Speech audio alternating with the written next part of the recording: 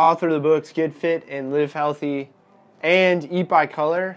Right now, you can go to eatbycolor.com, get a copy of both books for $25 plus applicable tax and shipping.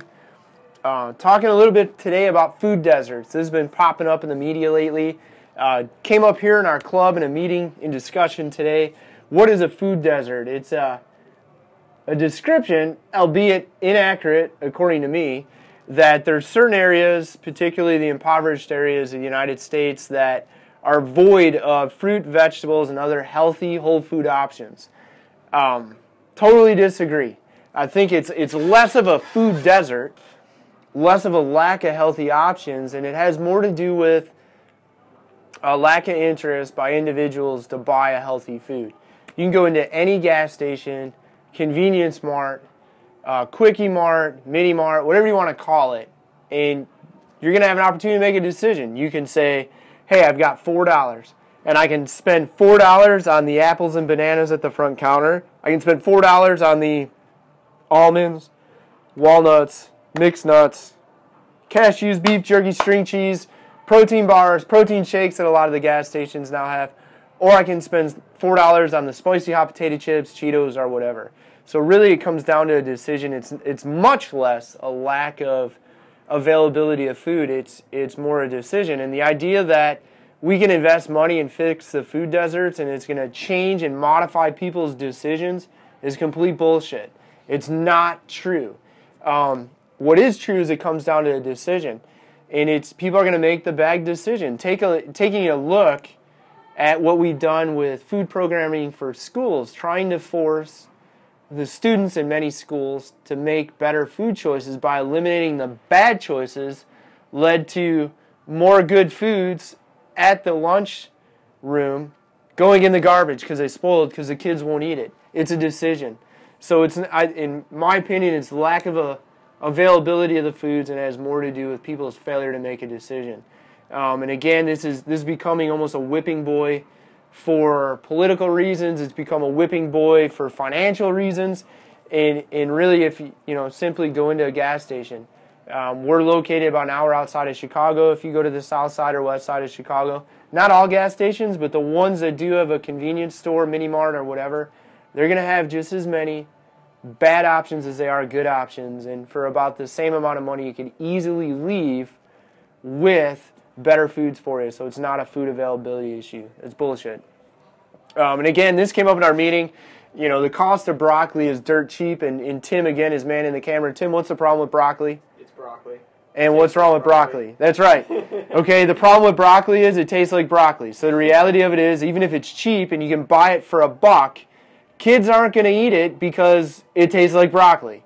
But if we look at the other things, the same kid that's going to buy the spicy Cheetos can buy the Red Hot or Fire or Cajun or whatever, habanero, mixed nuts, almonds, or peanuts. And last time I checked, a lot of those hot peanuts, you can get 2 bags for $1. So again, the food's there. It's just a failure to make better food choices. And I'm not sure how you fix that, although I would say that trying to force people to buy more food that they don't want to buy is just going to lead to food being wasted. Second thing we're going to talk about today, this too came up in a meeting earlier, is what about carbs and what about carbing up before a big race or a big event? Dumb comes to mind. The idea is, and many operate under the assumption that if you're a weekend warrior, you run 5K, 10Ks, probably really the half or full marathons, and maybe even some of the biathletes or triathletes, hey, I've got an event on Saturday, I'm going to carb up on Friday night, I'm going to have more energy. It doesn't work that way. That comes from kind of bastardizing the science that says if you carbohydrate deplete, you can carbohydrate supercompensate. So let's say that normally you could hold 20 grams of carbohydrates. If you carb deplete, theoretically, you may be able to hold 25 grams of carbohydrates stored as glycogen in your muscle for use later. So theoretically, you can increase to 25% more carb storage. Unfortunately, that only works if you carb deplete. And carb depletion is an absolute miserable experience. I've been in the fitness industry I've owned a training business for 15 years. I've owned a gym, sports performance training center for 8 years, and I can tell you that in all my years I've met one person that has been carb depleted, and he did it as part of a master's program at Iowa, and he did the muscle biopsies to actually confirm, along with his miserable life, that he was truly carb depleted.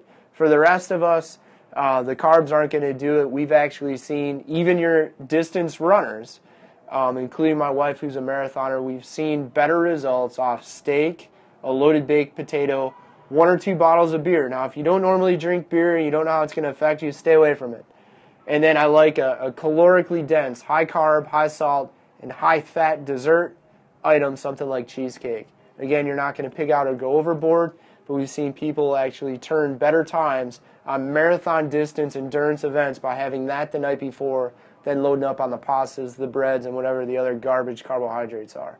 So again, if you're one of those weekend warriors, you want to get the most out of your nutrition the night before an event, try the steak, loaded baked potato, 1 or 2 bottles of beer. Make sure that you find out and confirm they're not like the double, triple alcohol craft beers that are out there now.